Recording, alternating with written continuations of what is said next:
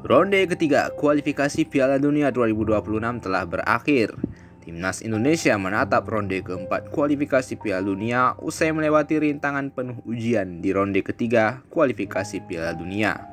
Namun di ronde keempat nanti, ujian lebih berat menanti Timnas Indonesia. 2 tiket lolos otomatis tersisa untuk diperebutkan Indonesia dengan negara-negara kontestan lainnya. Seperti apa jalan terjal yang kudu dilalui oleh Timnas Indonesia di ronde keempat nanti? Mari kita bahas di video kali ini. Namun sebelum itu jangan lupa buat like, komen, dan subscribe channel Bung Bill supaya kalian tak ketinggalan berita-berita menarik seputar sepak bola Indonesia dan mancanegara.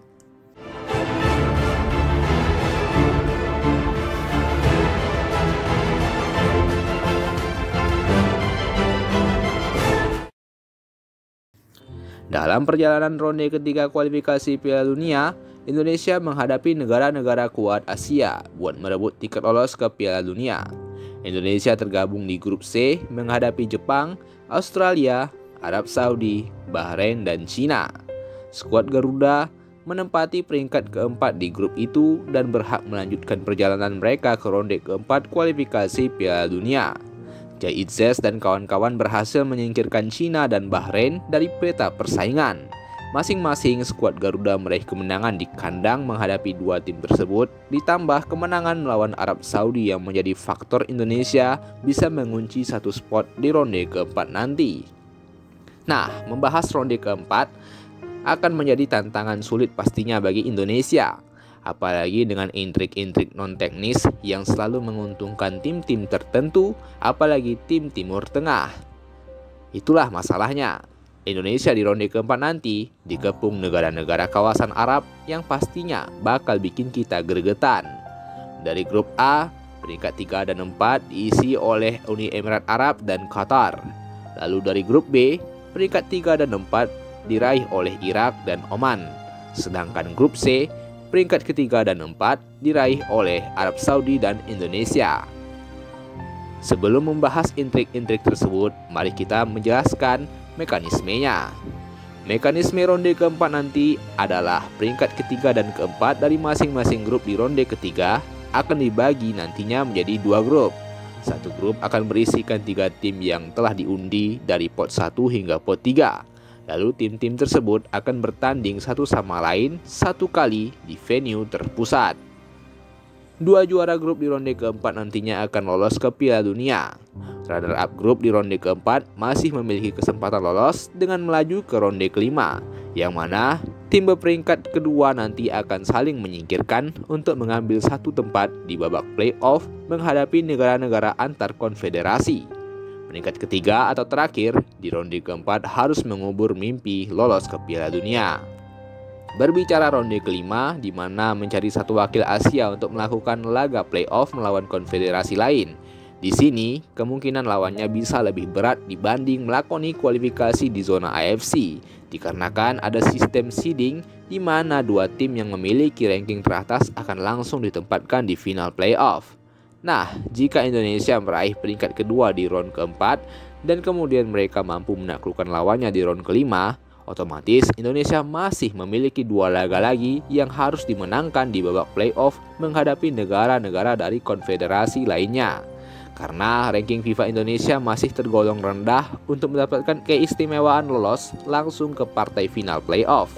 Maka dari itu, Indonesia wajib untuk meraih hasil maksimal untuk menjadi juara grup di ronde keempat ini, jika tidak ingin berdarah-darah lebih banyak di babak playoff.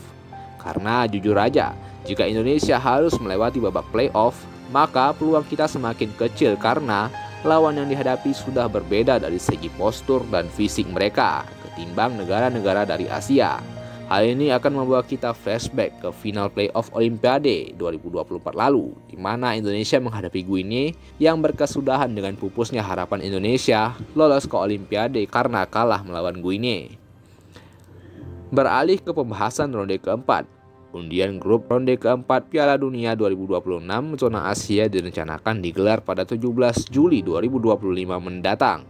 Setiap grup akan berisikan 3 tim dan 6 negara yang akan dibagi ke dalam 3 pot berdasarkan ranking FIFA bulan Juli 2025. Kemungkinan pembagian pot ialah pot 1 Qatar ranking ke-53 dan Arab Saudi ranking 58. Pot kedua diisi oleh Irak ranking 59 FIFA dan UEA ranking 66 FIFA.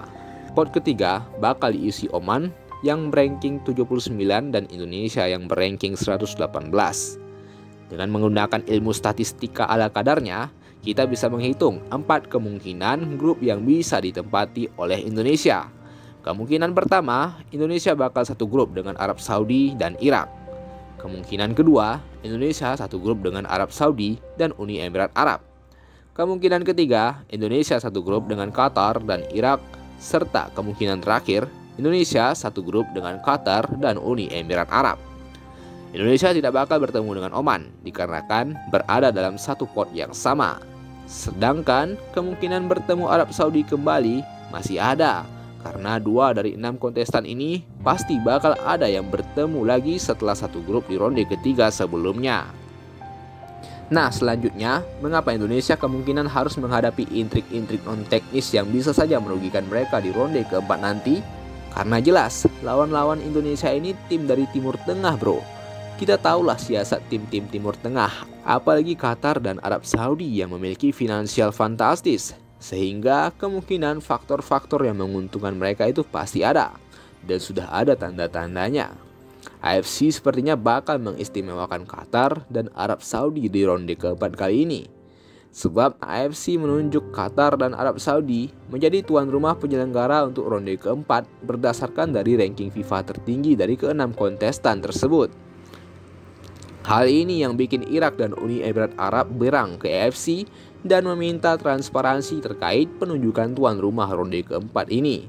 Sebab ternyata AFC sudah 2 kali mengubah aturan penunjukan tuan rumah ronde keempat. Yang pertama, aturan awal yang disepakati pada 1 Juli 2023 menyatakan bahwa tuan rumah ronde keempat ialah 2 kontestan ronde keempat dengan performa terbaik di ronde ketiga. Berdasarkan aturan ini, Irak dan Uni Emirat Arab yang seharusnya terpilih sebagai tuan rumah dikarenakan mereka memiliki poin yang lebih baik di ronde ketiga ketimbang Qatar dan Arab Saudi. Kedua, ada kabar bahwa tiap negara dipersilahkan ikut bidding buat menjadi tuan rumah ronde keempat.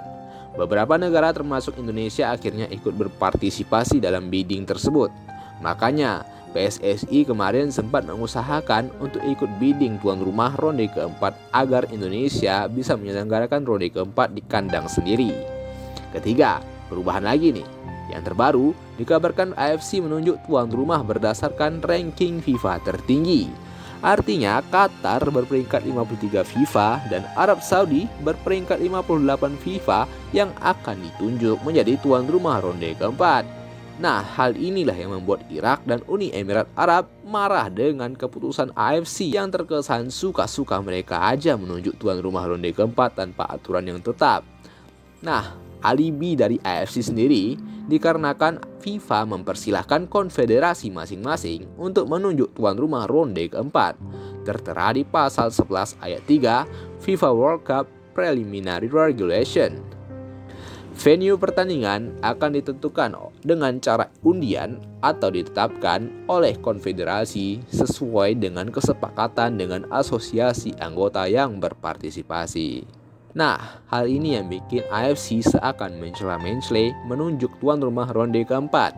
Kita sebenarnya sih nggak mau suuzon ya, tapi terlihat memang jelas AFC seakan-akan memang mengistimewakan Qatar dan Saudi. Dari awal terlihat dari perubahan-perubahan mendadak aturan tentang siapa yang berhak menjadi tuan rumah ronde keempat kualifikasi Piala Dunia. Hal-hal seperti ini yang bakal bikin jalan Indonesia semakin sulit. Sebab jika di awal saja 2 negara ini sudah diistimewakan, maka di pertandingan tentu bakal lebih parah. Apalagi Qatar yang amit-amit sebenarnya jika Indonesia ketemu Qatar. Kita sudah ketemu Saudi sebelumnya dan punya rekor yang cukup bagus lah. Sementara Qatar ini justru punya rekor yang gak mengenakkan terkait kepemimpinan wasit yang memimpin pertandingan mereka. Lihat saja final Piala Asia 2023. Satu laga mereka dapat 3 penalti coy. India yang dianggap dicurangi Qatar karena gol hantu yang bikin harapan India lolos ke ronde ketiga pupus. Dan Indonesia juga pernah dikerjai oleh wasit yang mimpin laga mereka melawan Qatar, tepatnya saat Piala Asia U23 tahun lalu. Nah, ini yang menjadi kendala-kendala non-teknis yang harus diwaspadai Indonesia jika bertemu tim seperti Qatar yang bakal ngelakuin segala cara demi meloloskan mereka ke Piala Dunia. Tentunya harapan kita timnas Indonesia bisa menyapu bersih dengan 2 kemenangan di ronde keempat nanti agar bisa lolos otomatis ke Piala Dunia 2026 tanpa harus berdarah-darah masuk ke playoff melawan tim antar konfederasi. Harapannya semoga evaluasi menyeluruh segala aspek yang masih menjadi kekurangan timnas Indonesia, apalagi terlihat jelas saat kekalahan telak 6-0 menghadapi Jepang di pertandingan terakhir ronde ketiga. Semoga timnas Indonesia bisa meraih kemenangan yang mengantarkan Garuda lolos ke Piala Dunia 2026 di Amerika, Meksiko, dan Kanada. Sekian itulah dia tadi pembahasan tentang ronde keempat timnas Indonesia nantinya. Gimana menurut kalian, Bung? Peluang Indonesia untuk lolos ke Piala Dunia? Coba tuliskan tanggapan kalian di kolom komentar. Dan jangan lupa buat like, subscribe channel Bung Bil supaya kalian tak ketinggalan berita-berita menarik seputar sepak bola Indonesia dan mancanegara. Thank you.